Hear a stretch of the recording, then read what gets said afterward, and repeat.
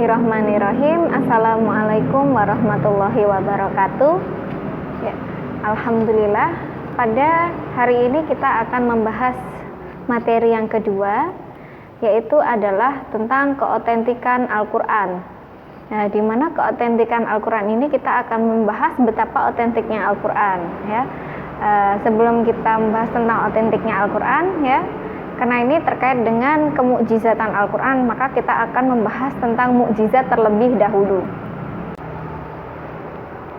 Secara bahasa, mukjizat berasal dari kata ajaza, yujizu, ijazan, atau mukjizun, mukjizatan, yang artinya adalah melemahkan atau mengalahkan lawan. Sedangkan secara istilah, mukjizat ini adalah suatu yang menyalahi kebiasaan disertai dengan tantangan serta selamat dari perlawanan. Maka mukjizat ini juga dapat diartikan adalah sebagai suatu yang menyalahi tradisi. Jadi di luar kebiasaan, alias di sana adalah tidak lazim pada zaman tersebut, ya, karena susah untuk dimengerti.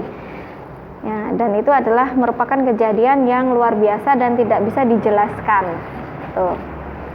Dan kemudian tujuan dari Allah menurunkan mukjizat ini adalah Allah memberikan mukjizat ini kepada Nabi dan juga Rasulnya dalam menyampaikan risalah ilahi, ya. Jadi risalah dari Allah sekaligus untuk melemahkan, ya, atau menantang orang-orang yang menentang ataupun menolak, serta mereka yang tidak percaya bahwasanya keberadaan Nabi dan Rasul itu adalah memang adanya utusan dari Allah.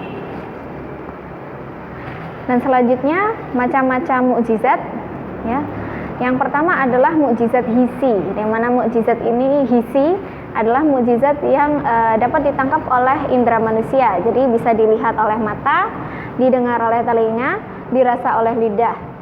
Dan mukjizat ini ditunjukkan atau diperlihatkan kepada orang-orang yang biasa. Dalam artian orang biasa ini adalah orang yang tidak mampu menggunakan akal pikiran yang sehatnya, dan juga pandangan yang terbuka, hati yang terbuka, serta rendah budinya dan perasaannya. Nah, jadi mukjizat hisi ini dibatasi oleh ruang dan waktu. Maksudnya adalah di sini diperlihatkan kepada umat-umat tertentu pada masa tertentu. Ya, jadi misalkan pada zamannya Nabi Muhammad, ya, di sana banyak orang-orang jahiliyah. Nah, orang-orang jahiliyah ini mereka tidak bisa berpikir secara rasional, jadi berdasarkan apa yang mereka lihat itulah yang luar biasa, mereka katakan seperti itu. Nah, selain mukjizat hisi, di sini dimaknai dengan mukjizat indrawi. Nah, jadi nama lain mukjizat hisi ini adalah mukjizat indrawi karena hanya bisa ditangkap oleh indera manusia. Yang kedua adalah mukjizat maknawi, di mana mukjizat maknawi ini adalah mukjizat yang tidak dapat dicapai oleh indera. Nah, jadi tidak bisa dilihat oleh mata, didengar oleh telinga, dirasa oleh lidah. Nah, akan tapi di sini mukjizat ini hanya bisa ditangkap oleh akal atau kecerdasan pemikiran. Nah, jadi butuh pemahaman atau pemaknaan di sini, ya. Jadi mukjizat ini hanya bisa diterima dengan akal pikiran yang sehat, cerdas, kemudian berhati dan berbudi luhur, kemudian suka mempergunakan kecerdasan mereka dengan baik dan juga jujur. Nah, mukjizat ini bersifat universal dan abadi sehingga berlaku sampai akhir zaman.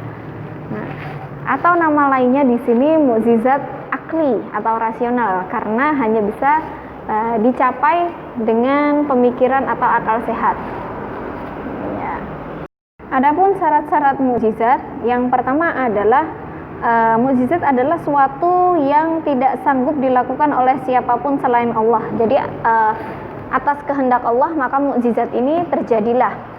Nah, dan mukjizat ini adalah suatu yang menyalahi kebiasaan atau tidak sesuai dengan kebiasaan dan berlawanan dengan hukum alam. Jadi hal ini tidak bisa dijelaskan dengan hukum alam, karena di sini hal ini adalah hal yang luar biasa dan tidak bisa dijelaskan. Kemudian mukjizat ini merupakan hal-hal yang dapat dijadikan saksi oleh seorang sebagai bukti kebenaran. Nah, maka di sini ada pengakuan bahwa benar adanya mukjizat ini terjadi. Kemudian yang selanjutnya adalah pengakuan orang yang mengajak bertanding dengan mukjizat. Nah, jadi misalkan di sini ada suatu perlawanan, ya, terus kemudian mukjizat ini dimunculkan dan dapat mengalahkan orang yang mengajak bertanding tersebut.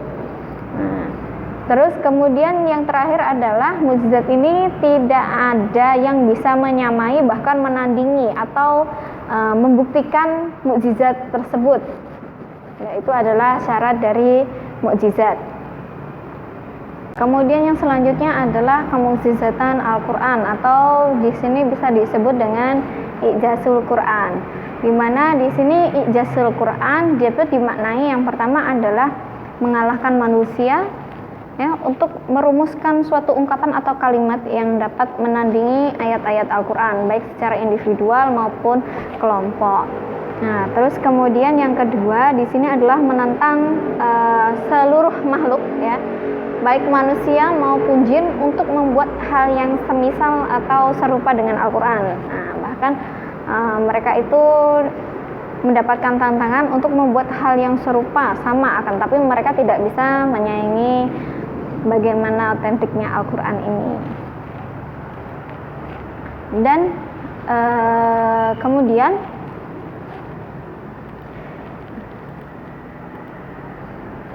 tujuan dari Allah menurunkan mukjizat ini adalah yang pertama menumbuhkan kesadaran pada manusia bahwa Al-Quran adalah memang benar-benar ini wahyu dari Allah. Jadi tidak dibuat-buat oleh Nabi Muhammad, ya. Karena kita ketahui bersama bahwasanya Nabi Muhammad ini adalah seorang ummi. Ya, ummi adalah apa? Ya, ummi itu adalah tidak bisa membaca dan menulis, ya. Jadi semua orang tahu Nabi Muhammad ini tidak bisa membaca, tidak bisa menulis. Nah, kan tapi di sini Rasulullah mendapatkan wahyu dari Allah sehingga bisa menyampaikan ayat-ayat yang indah tersebut. Nah, maka itu dapat dijadikan bukti bahwasanya Nabi Muhammad adalah memang benar-benar Rasul, utusan dari Allah.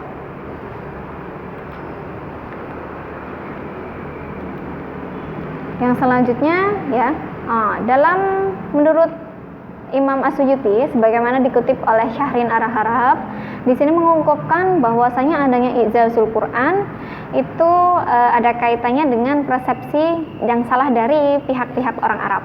Nah, jadi di sini sehingga Al-Quran itu memberikan jawaban terhadap persepsi mereka yang keliru dengan cara menawarkan bagaimana mereka menunjukkan kekuatan argumentasi. Ya, dari argumentasi mereka, ya, yang mereka anggap benar. Akan tapi di sini orang Arab sama sekali tidak dapat membuktikan kebenaran apa yang mereka katakan, gitu. Nah, sementara di sisi lain, ya, di dalam Al-Quran semuanya itu sudah tercantum di sana. Nah, jadi di sini di dalam Al-Quran Allah sudah menjelaskan segalanya. Nah, jadi di sini bisa dikatakan bahwa Al-Quran di sini adalah menunjukkan kebenarannya. Ya, semuanya sudah ada di dalam Al-Quran. Nah, maka disitulah letak i'jazul Quran atau kemukjizatan Al-Quran itu tersebut. Ya, yang selanjutnya adalah aspek kemukjizatan Al-Quran itu ada dua hal. Yang pertama adalah berdasarkan gaya bahasanya atau berdasarkan uslubnya. Di dalam Al-Quran itu terkandung nilai-nilai yang istimewa, ya, di mana tidak akan dapat, ya, di dalamnya ucapan manusia yang menyamai isi dalam Al-Quran ini. Nah, jadi Al-Quran berdasarkan uslubnya memiliki beberapa keistimewaan. Yang pertama adalah tentang kelembutan kalimat atau lafalnya, ya, yang tersusun rapi dalam bahasanya yang luar biasa. Kemudian yang kedua adalah keserasian Al-Quran, baik orang awam maupun yang cendekiawan pun di sini di dalam mengartikan bahwasanya semua orang itu dapat merasakan keagungan dan keindahan dari Al-Quran tersebut. Dan kemudian yang ketiga di sini adalah di dalam Al-Quran ini sesuai dengan akal atau perasaan, di mana Al-Quran ini memberikan doktrin, ya, bahwasanya akal dan hati itu bisa merangkum kebenaran dan juga keindahan secara sekaligus. Dan kemudian yang ketiga adalah keempat, ini adalah keindahan dalam kalimatnya, ya, kalimat yang tersuratkan dalam ayat-ayat Al-Qur'an. Di sini itu beraneka ragam bentuknya. Nah, jadi ada satu lafal memaknakan beberapa hal. Nah, seperti hanya itu. Terus kemudian yang kelima itu Al-Qur'an mencakup dan memenuhi persyaratan antara bentuk ijma' dan juga terperinci. Jadi di dalam Al-Qur'an itu menjelaskan hal yang kecil sampai dengan hal yang besar. Kemudian nomor 6 di sini adalah Al-Qur'an mudah dimengerti sekaligus dengan melihat dari segi tersuratnya atau yang dikemukakan di dalam Al-Qur'an. Nah, jadi intinya di sini berdasarkan bahasa Al-Qur'an itu sangat istimewa sekali ya, karena tersusunnya kalimat-kalimat indah di dalam Al-Qur'an sehingga bahkan tidak ada yang bisa menandingi itu. Kemudian dalam penggunaan kata ya, yang luar biasa di dalam Al-Qur'an ini, meskipun katanya itu satu tapi bisa mengungkapkan banyak hal. Dan kemudian ada juga misteri-misteri lain ya di dalam Al-Qur'an, dalam lafal Al-Qur'an itu sangat banyak sekali ya. Terus kemudian yang selanjutnya adalah Al-Qur'an berdasarkan isinya. Di sini berdasarkan isi kandungan di dalam Al-Qur'an itu ada 3 hal yang dijelaskan. Yang pertama adalah mengungkapkan tentang berita-berita yang bersifat gaib. Dalam artian bersifat gaib ini ada 2 hal. Yang pertama adalah Al-Qur'an di sini menceritakan kisah yang telah lalu. Nah, jadi berita-berita terdahulu. Misalkan contohnya adalah kisahnya Nabi Adam, kisahnya Nabi Musa, kemudian kisah Ashabul Kahfi juga termasuk di sini. Terus kemudian yang kedua, berita gaib di sini adalah yang akan datang. Nah, diberitakan tentang sesuatu yang akan datang. Semisalkan di dalam Al-Qur'an ada contohnya di surat Ar-Rum ayat 1 sampai dengan 3, di situ menceritakan tentang kisahnya bangsa Romawi ya yang telah dikalahkan. Nah, dan juga ada juga adalah menceritakan tentang bagaimana proses hari kiamat nanti. Nah, terus kemudian aspek kemukjizatan yang kedua berdasarkan isinya. Yang kedua adalah Al-Qur'an mengungkapkan tentang ilmu pengetahuan. Nah, jadi banyak sekali ilmu pengetahuan yang dijelaskan dengan sangat perinci di dalam Al-Qur'an. Ya, yang pertama misalkan contohnya adalah bagaimana proses terciptanya langit dan bumi beserta isinya. Terus kemudian ada lagi bagaimana proses terciptanya manusia ya, yang dari saripati tanah ya sampai dengan bagaimana lahirnya. Itu ada beberapa contoh ilmu pengetahuan yang ada. Terus kemudian yang ketiga adalah Al-Qur'an ini memberikan aturan atau hukum atau perundang-undangan yang bersifat universal. Nah, jadi secara umum Al-Qur'an ini menjelaskan suatu hukum juga, seperti hanya adalah tentang hukum halal dan haram seperti itu.